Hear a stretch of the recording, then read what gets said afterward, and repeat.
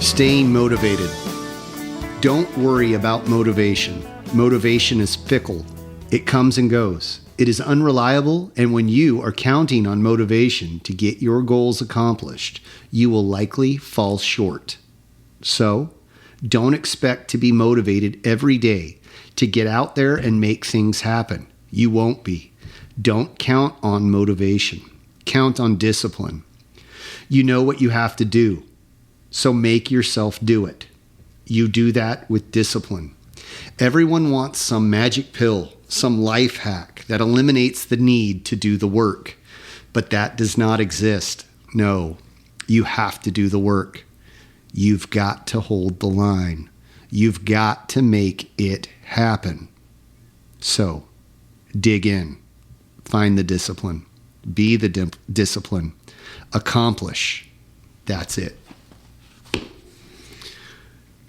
Good morning, grasshoppers. This is the Formless Podcast, episode 72, with Tyler the Superhuman and me, Dustin.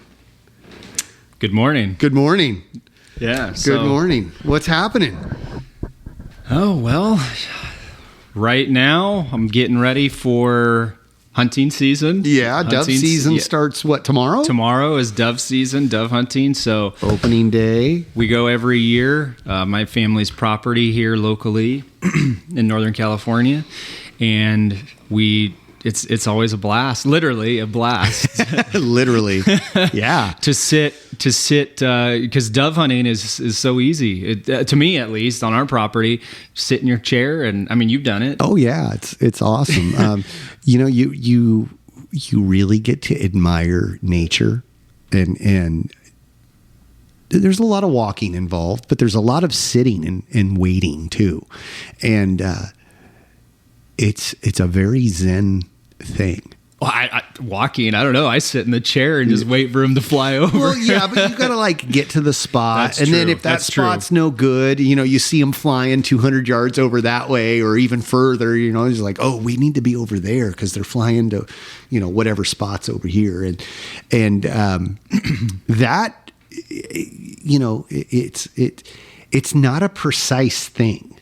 Like, you know what I mean? Like, birds do what they want to do, and you can predict some of that, like, oh, there's water here, there's grain over here, there's a field that they fly to over here,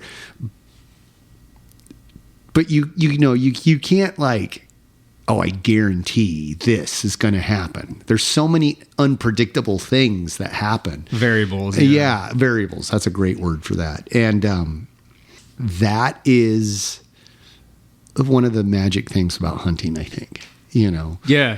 They definitely on our property. I don't think I've ever gone dove hunting anywhere outside of my family's property. So I don't have any, I don't think so. I'd have to think about that.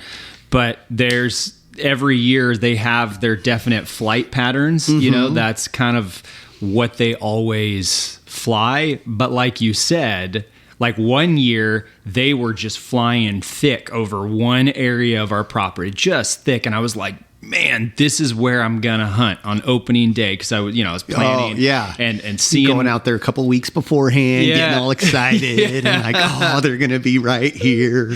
Right here. And they were just thick. And then opening day, and I told my friends, I was like, we're going to go sit out there. I got the perfect tree. Yeah, this is a new spot. They're going to be here. Well, there was a few there on opening day, but it wasn't like the week before when I saw them just thick. And so you definitely, you predict where they're going to fly and the water, and like you said, the grain, and sitting over water is always a good idea in the evening, at least on our property. Yeah. And so they come in for water, and you get to see them nice and, and they fly so nicely. It's so nice to see how they fly. They taste really good with jalapeno poppers. Yeah, where you get the dove breast and put it in carve out the inside of a jalapeno, put the dove breast in, wrap it tight with bacon. Oh yeah, and maybe some. I don't like cheese or dairy, but cream cheese inside too. A lot of people like that. And then boom, jalapeno dove poppers. Yeah, Yeah. So anyway, so I'm getting ready for that, and that's going to be tomorrow.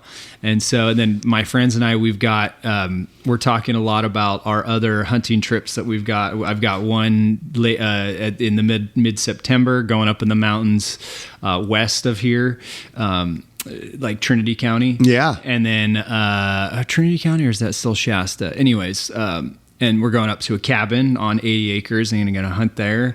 And then in the beginning of October, we're going to east of Redding, to a premium hunt zone. Yeah. And we're getting ready for that. So tomorrow we're going to go dove hunting with our shotguns, but we're also going to sight in our rifles. Right on. To make sure we're all nice and sighted zeroed in. Yeah.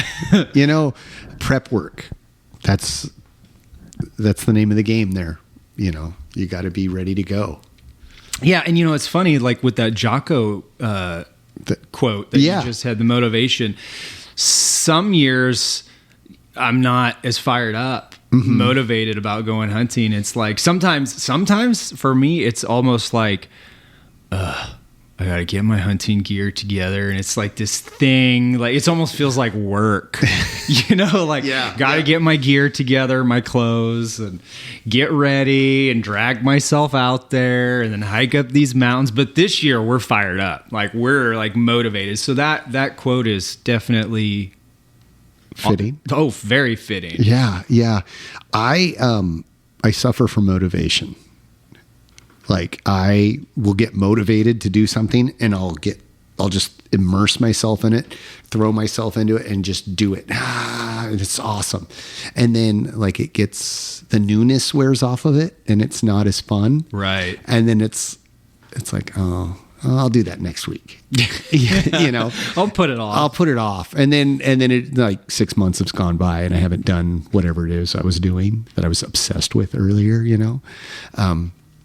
So discipline, especially for like this, has been key to learning.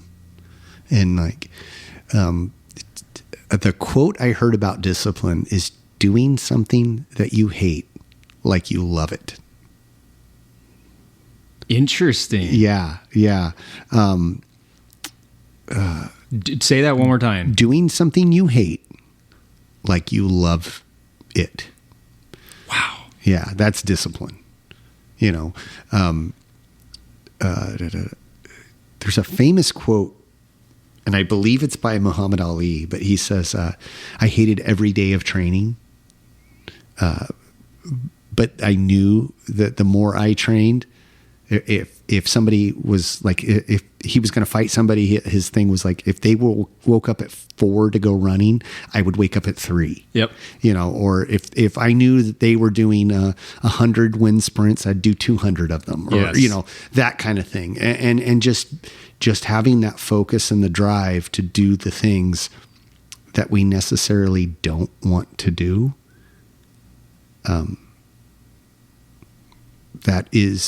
That's the definition of discipline in my mind. Wow. Yeah, that's the definition of discipline in my mind. That's pretty deep.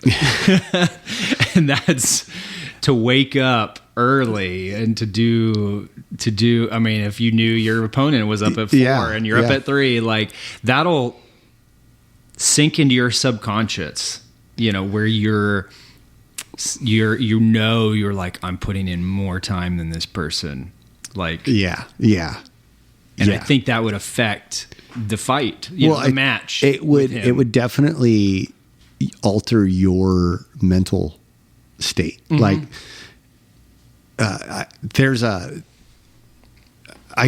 so last week we were talking about books and how we hadn't been reading very much. Mm-hmm. And like, we wanted to get back into reading.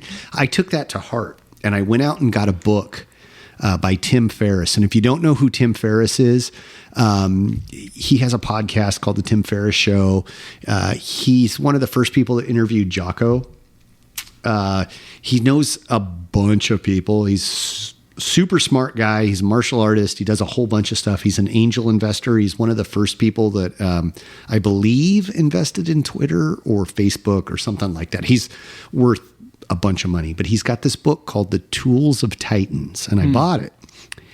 And it's basically excerpts from his podcast where he's interviewed a bunch of different interesting people from all sorts of different realms in life, actors, musicians, business people, psychologists, doctors, like just tons and tons of people. And it's like a phone book. It's pretty thick. But in it, there's a spot on, and I think we just lost our video. Suck. Yep, we did.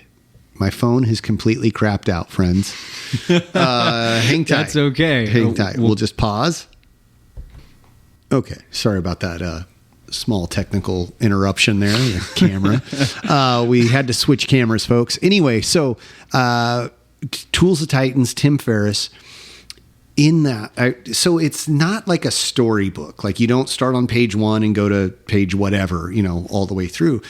He even says it in the introduction. It's made to like pick it up and open it to any page and just read it. And so that's kind of how I've been reading the book. I've only had it for a week now, but started taking it to work with me, so I have something to do at lunch. Like if I get to take a lunch, just reading it at lunch, or if I'm waiting for a driver to make a delivery or something like that, I got a few minutes, just open it up and read it. And I did that this week. And in it, one of the sections, he interviews Jamie Foxx, the actor. And that guy, not only is he like super talented, but he had a bunch of stories to tell. And one of the stories he was telling was him and his wife went to go see Floyd Mayweather Jr. box. And he's like 50-0. This was before he retired, like somewhere around his 40th fight. And they got front row seats and they're watching the preliminary fights before the championship fight. And one of Floyd Mayweather's handlers, his people, came out to Jamie Foxx and his wife and was like, "Hey, why don't you come in the back and meet Floyd? He'd like to meet you guys." And they're like, "Oh, okay." Well, they're like thinking that he's getting warmed up and getting ready to fight, And so they go backstage and they go into his dressing room, and he's laying on a couch watching a baseball game. And like, there's like 2 more fights going on before his fight. So they got a little bit of time. But Jamie's like, this is a little odd. He's thinking in himself, like, if that was me, I'd be like working out, getting ready, warmed up. He's like, kind of like, this is not the norm of what he was imagining. Right. And so they're there, they make their introductions, and he says a couple minutes goes by and he's like, "All right, hey, thanks." Jamie's like, "Hey, thanks. We don't want to interrupt what you got going on here. So we're going to leave." And he's like, No.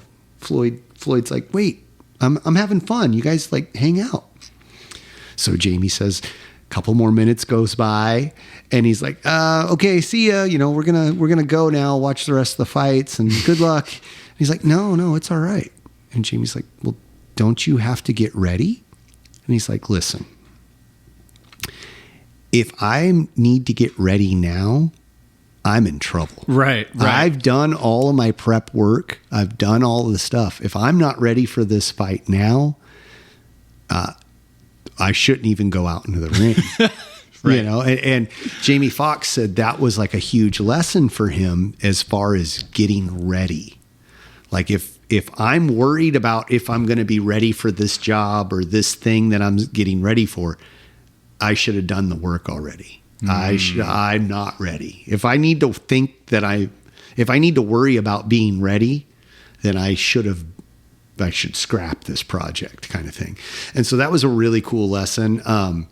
It's so chock full of stuff. It's a great book. I'd recommend it. I haven't even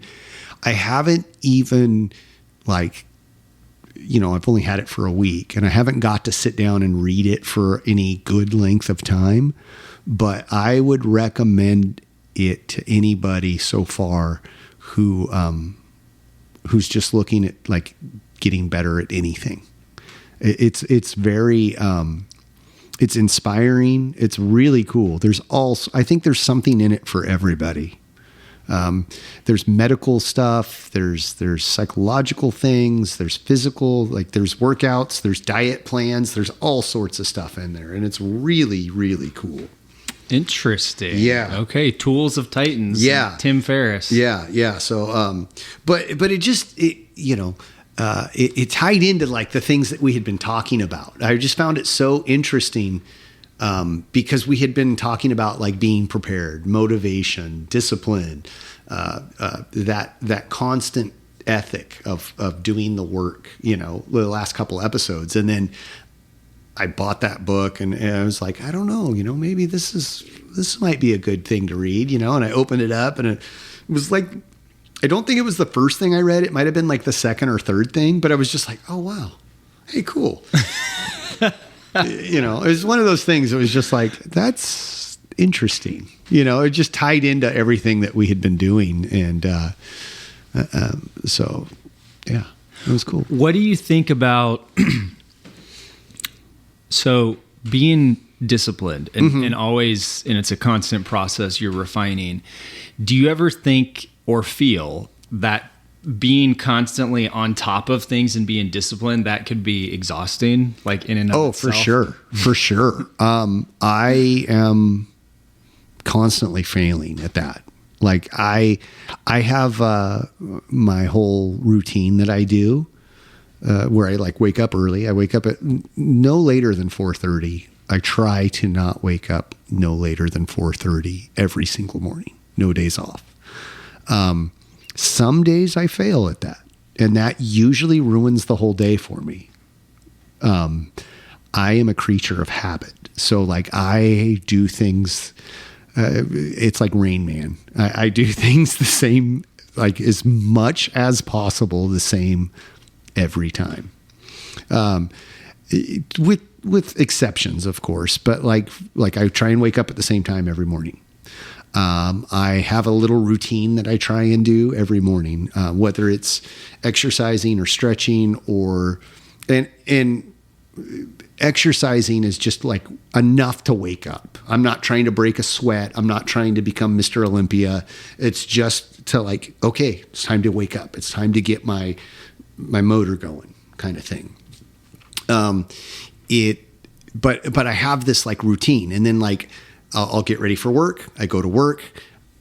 I get to my first stop. I write in my journal. Anywhere from 30 seconds to 10 minutes. I clock in. I go to my first stop. I do my job. But I try and do it that way with like a religious dedication. And that is one of those things that like, that's like my baseline. Like that's normal, but it works great when it works. But like if something throws a wrench in that, like I got a flat tire or I wake up late or somebody meets me at work and, like my boss or something, and I've got to do something in a different order. I find myself like trying to get that back, like get back to that baseline kind of thing. And for the most part, I've done it enough now where if something kind of goes askew, I'm fine.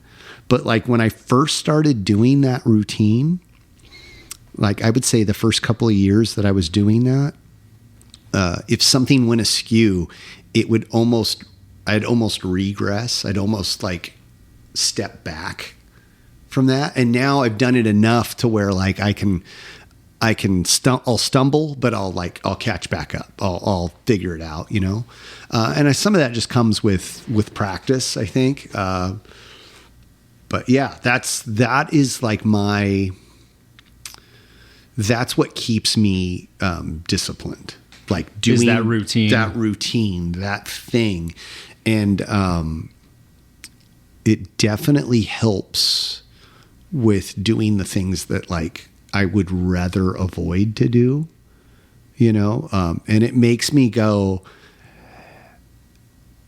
it makes me do the stuff that needs to be done that doesn't really matter.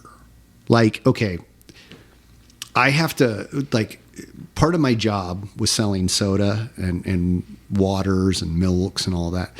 All of that stuff has an expiration date on it. Okay. Some of it's like 13 weeks. Some of it's 2 years. Some of it's 6 months. It just depends on the product.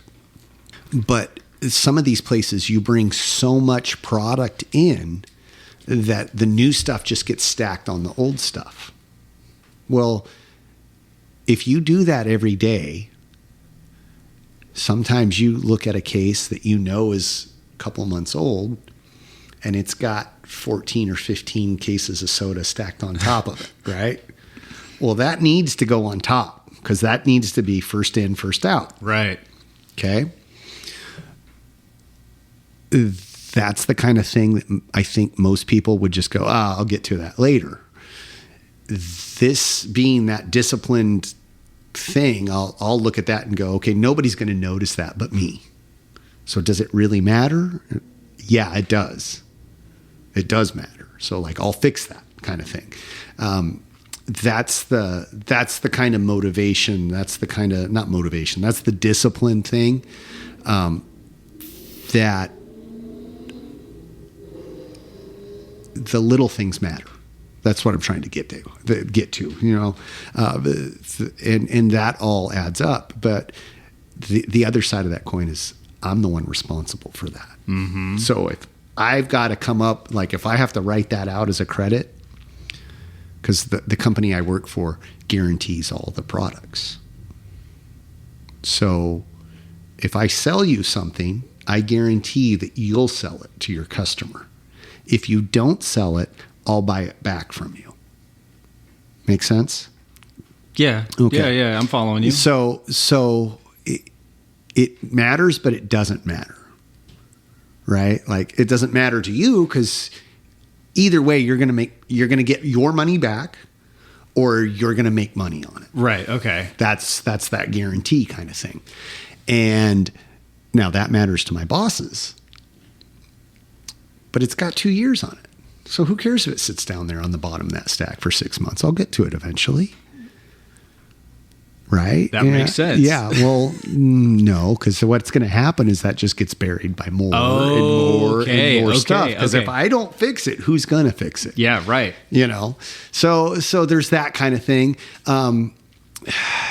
Yeah. You want to keep fresh product on the bottom, working its way to the top. Yeah, I got you now. Okay. And so yeah, that's kind of where I was going with that. That's a little thing. That's not a life or death situation. Nobody's going to die because that didn't get moved. But it's like doing the right thing, even though nobody's watching, kind of thing, you know.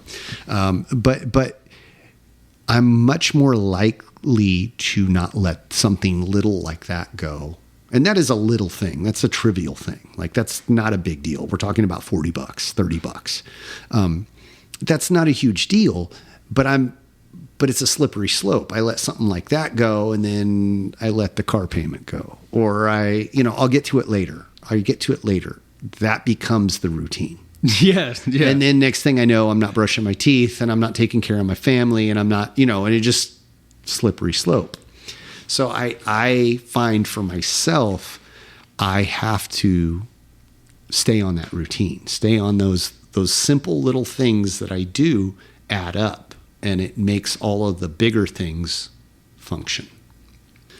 Now, there are days when things don't go right and I screw those up. We're human. We all mess those things up. And I mean, I can think of right now, I feel embarrassed just talking about this, but there are things that I need to take care of at home that I know are problems that I haven't done anything with because I'll get to it later.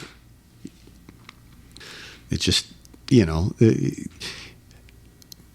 when I find myself lost in the mire, in the mud, that's when I have to, okay, what am I doing wrong? Go back to that. Go back to my basics, go back to my discipline, go back to waking up early, writing in the journal, doing all of those things consistently. And then I'll get that stuff fixed because that stuff will bother me. Yeah. Because it's like, okay, I'm doing good here. I've got all this other stuff down. I've got that all worked out. You got a bunch of other stuff over here. You need to take care of this stuff. So, yeah. That's profound. That's like all those little things you do. That's like screws and nails that hold a house together. Mm-hmm. Yeah. Right. And if you don't have those things, you're in trouble. Yeah, you might miss one screw over here and one nail. Okay, you can get away with it, but not ideal, But not too many of them. And then the whole thing's going to come down on you. Mm-hmm. Yeah, that's a good analogy, right there. Yeah, good job, Tyler. Yeah, no, just kidding. No, that was perfect. We were talking about this today actually in class. I taught class again, and so we had a bunch of advanced students, and then we had one student who was like an intermediate student. And it was kind of funny because I was like, there's always a challenge when you're teaching and you've got like this broad scope of people. You got advanced students and beginners, or you got advanced students and intermediate students. It's like, okay, how do I give something to everyone? And so what I did was I was like, okay, this intermediate student just got this rank and there's a whole bunch of new stuff for them to learn, but all the advanced students already know it. So how do I give this this intermediate student new things, but keep it fresh and interesting for the advanced students? And we were doing, we talked about 1, 2, 3, 2, 1s, which is basically ranges. So you have like a kicking range, punch range, close elbow, knee range kind of thing. And so I broke everyone off and we started working on that. And so what the advanced students did, I was like, okay, you're going to go to failure with this. And they're like, well, how do we do that? I go, okay, you're going to eliminate stuff until you screw up.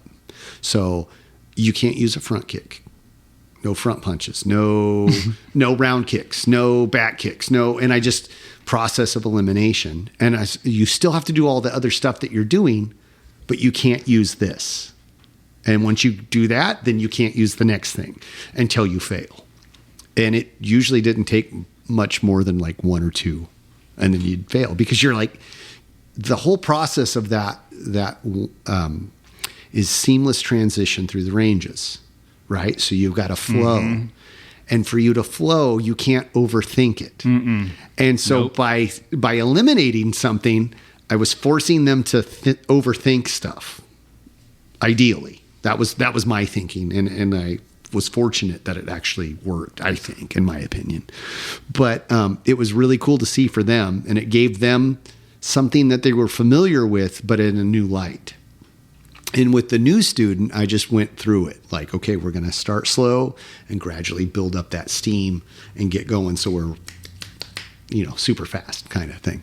But it was really fun. And then we broke off and did another technique and did some monkey in the middle, but with some other stuff. And it was cool. But it was like, I told the intermediate student, I'm like, we're going to throw you in some deep water and you're going to feel like you're not understanding any of this. But at the end, I think you'll get at least comfortable enough to where it's not a panic. And the student that I'm talking about is super talented. They're one of those people that are really good, but I don't think they quite understand. And it's probably for their benefit that they don't quite grasp that they're talented at it, because they still work hard, mm-hmm. So it was funny. I was just like, you need, like, you're in deep water, but you're going to get it. You're going to be fine, But that's something I think that comes from life experience. Like for me as an outsider, looking at this person and going, oh, they're really talented and I'm going to give them something really hard. They'll be fine. Yeah. That's good. Wow. That was a good class. Oh, dude, it was super fun. It was super fun. It was great to teach it, but it was also fun to participate. Because I did I did the same, I put myself through the same regulation. Like, okay, I'm going to eliminate something. Can I still do the same thing with the same output by taking something out? Which was just a random thing. Like, okay, I'm not going to throw a round punch. Okay, well, what else I've got all these other punches I can use. I'm not going to throw a back kick. I can throw all these other kicks. Can I still do that with the same flow, with the same fluidity, but taking something out. It's like, okay, can you bake a cake and not put sugar in it? Well, yeah, you can. Yeah. It's probably not going to taste very good, but you can still do that, right? You know, so, but it's just like, okay, what options do I have by taking something out? Can I still do that with that same flow, that same output, and not interrupt that? You know, and part of that was like letting them think about it, but not overthink it. Because if you, I shared this to Instagram stories. There's Robin Black is a martial arts commentator. He commentates a bunch of different for a bunch of different fight leagues, and he has on his Instagram page, he'll take a cut from a fight, like a 30 seconds or whatever, and break down what happens in that fight. And he's very talented in that aspect. He used to be, I think he was a professional fighter or semi-professional fighter. But he goes over like what happens and how the fight was won or lost based off of who's the center of the picture. But one of the things he was talking about that I shared the other day was about thinking and about overthinking stuff. And he says that fighting happens so fast that if you think about what it is that you're going to try and do, you're late. You're too late. You're going to get hit. And then you regress because you're thinking about something else. Like, oh, I got hit. That didn't work. So now I got to think about this next thing. Right. There's no time for that. No. So you have to act. You have to flow. And so we talked a little bit about that. And that was the whole purpose of me like taking away some technique. Like, okay, no front kick, no round kick, no back kick, whatever. I want to make you think about what you can do, but not overthink it. Because if I make you overthink it, then you start doing the stutter step, the stop, go. And the idea behind that is to just seamlessly flow between kicks, punches, and close range, elbow, knee stuff, and then back out. So it was fun. It was really cool. Interesting. That's kind of like connected to what Sensei Hovis always says about you. If you're ready to move, make your move. And that's not, according to what Sensei Hovis says, is that's not correct. You should be moving when you're uncomfortable. You know, he says if you're like, okay, I'm ready, I've got my stance, it needs to be like, you shouldn't be like, you obviously need to be ready, but you if you're thinking too much about it, you're like, okay, good, I've got my hands up. Then you're going second. Exactly. I'm poised, ready to jump. No, he's like, you need to be moving when it's uncomfortable. And because of that, you'll almost surprise yourself. Yeah. Because you're not thinking about it. That's another deep one too. Yeah, exactly. It's yeah, I haven't thought about that in a while. That's good. That made me stop and think. Well, it just goes back because you go back into your head. Yeah. If you say, okay, am I ready to throw this punch? And I'm going to wait for the perfect time for this. It's too late. And it's too late. And you're already behind the curve. You're going second. It's like if you think about what you're going to do when you're sparring. Like, oh, okay, I'm going to get in this position and then I'm going to hit him here and blah, blah, blah, blah, blah. You're getting hit. And then you're like, oh, your brain like kind of resets. It's like, oh, wait a minute. That didn't work. And now I got to do this. And then you get hit again. And then you reset. And then you get hit again.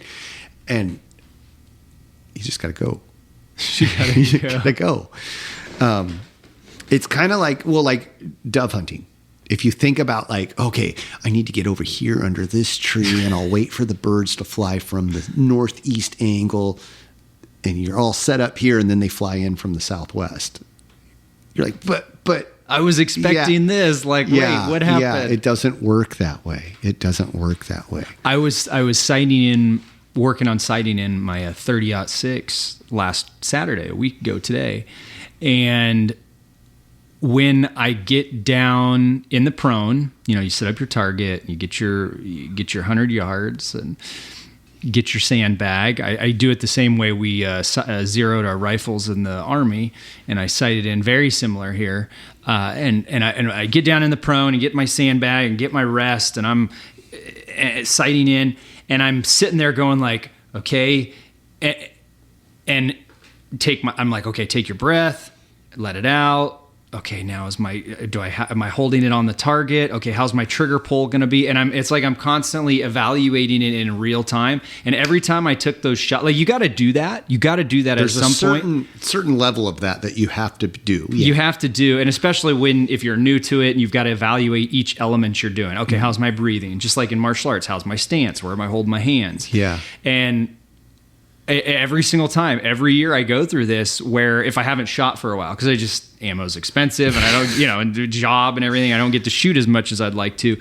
But you sit and think too much about it, and I would take my shots, and be they lucky weren't to hit the target. No, well, I would still hit the target, but it wasn't just as tight of a group as I wanted. Yeah. But if I just racked around in, I just didn't even think about it and just like did the thing, then you're like more satisfied with your shooting. Way more satisfied. Yeah. And my groups were tighter, and just, it wasn't, it just ties into what you're saying with the class. If you're thinking just too much about it. Well, and the same could be said for driving. Yep. The same could be said for golf. Yep. Archery. I don't know, tennis. Anything that you do.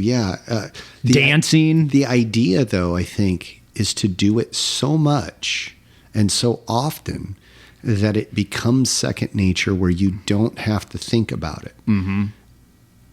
There has to be a certain level of thinking, but like not overthinking. Brushing our teeth. Yeah. I don't sit there and be like, okay, let's get this one tooth, and then, okay, hand up and down. Like, no, it's just like, you just brush your teeth and you do it twice a day, hopefully. It's supposed to be 3 times a day, or after every meal, right? But okay, so twice a day, man. And it just, that's just something no one thinks about. I don't know anyone that thinks about brushing their teeth. Like, how do you do that? Yeah. That's the classic example. No. That's good. That's good. I like that. So dental hygiene is important.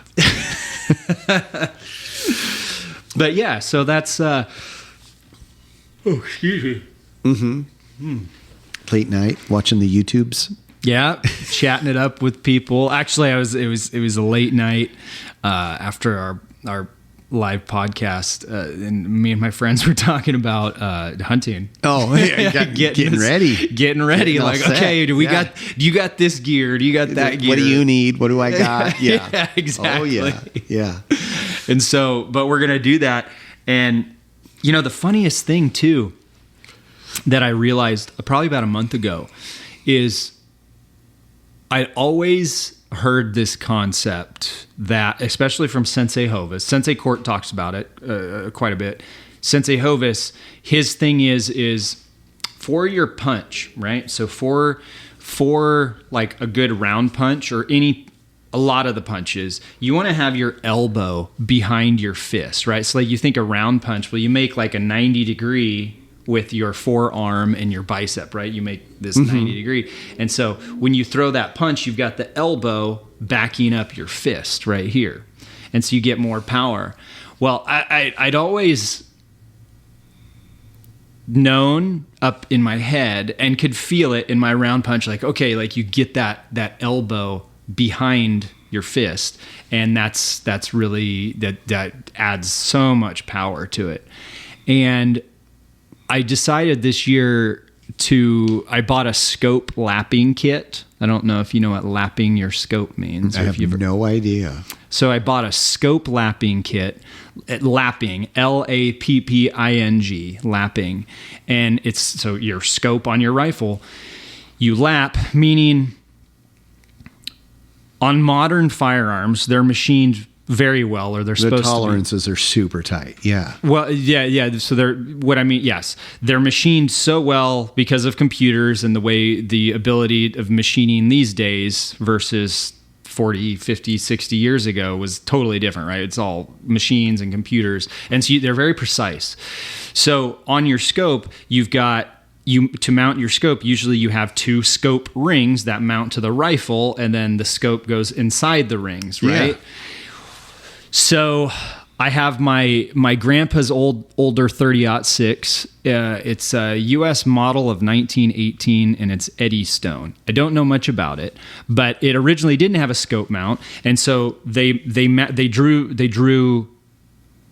drilled holes for screws to go in, so you could mount the scope ring base. Right. So it's like you've got the firearm, then you've got the base of the that mounts to the firearm with screws, and then you have the scope rings that mount to the base, and then you have the scope that goes inside the scope rings.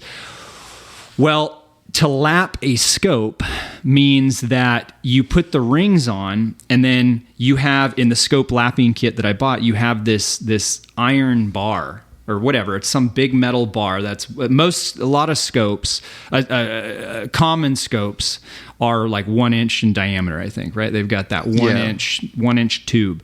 Well, so I have a 1 inch bar, a 1 inch metal bar that comes in this scope lapping kit, and you put it inside the rings and you tighten the rings down a little bit, and then that iron bar that you just put in those rings has another hole in it to screw in, kind of like a handle.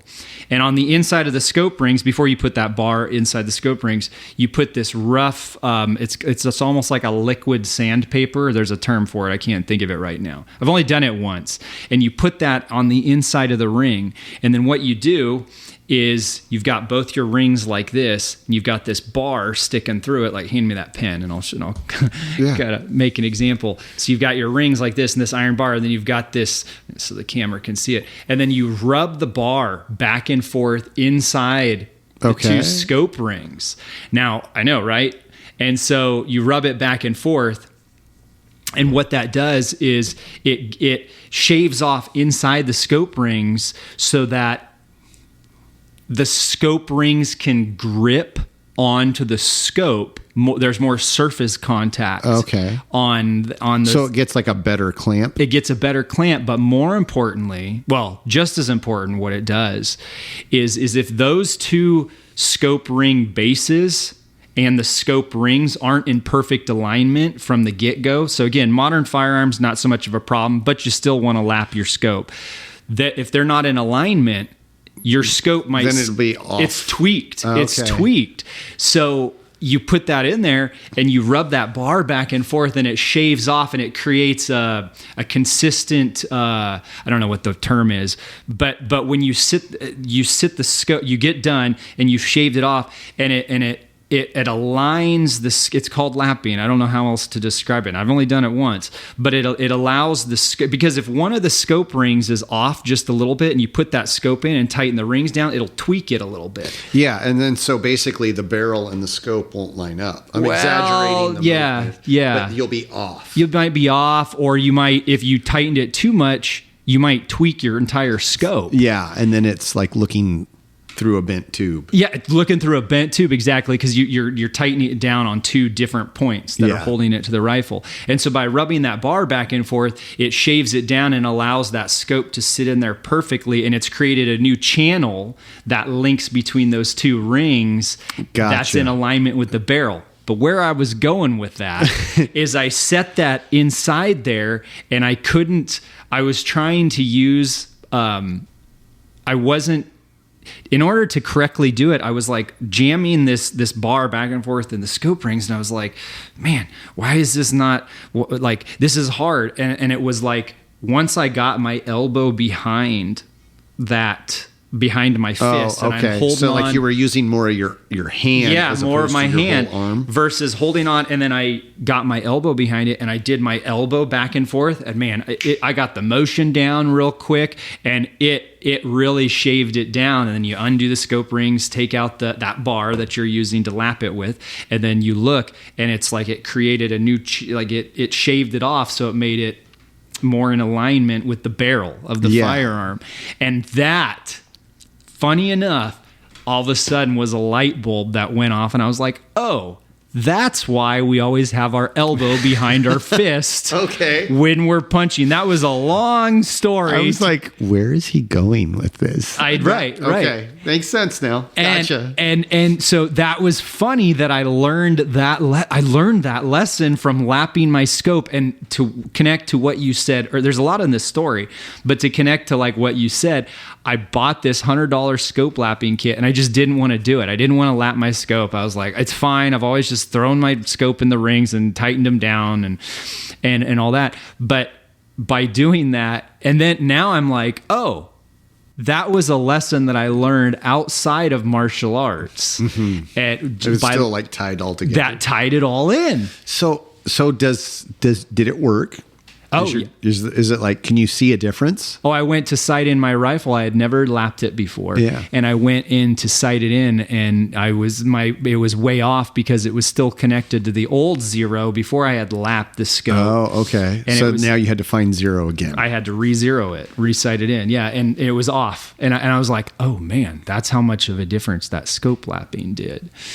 But yeah, so anyways, wow. So all that story, just for the fact to say that I learned a lesson. Yeah, elbow behind the fist, but I learned that, but I learned that through doing something else, which connects to what you said, which I'd known for years. Like, I should probably lap my scope. I should probably do it, but you just put it off. Yeah. Put it off. And I was like, well, I'm going to try something new this year and I'm going to do it. And I know I need to do it. And then last night with my buddies, like you were saying, late night.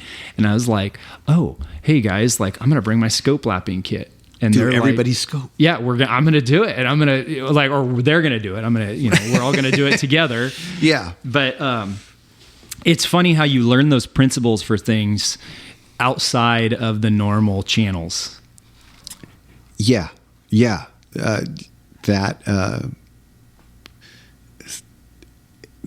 Things tie together. And it's like,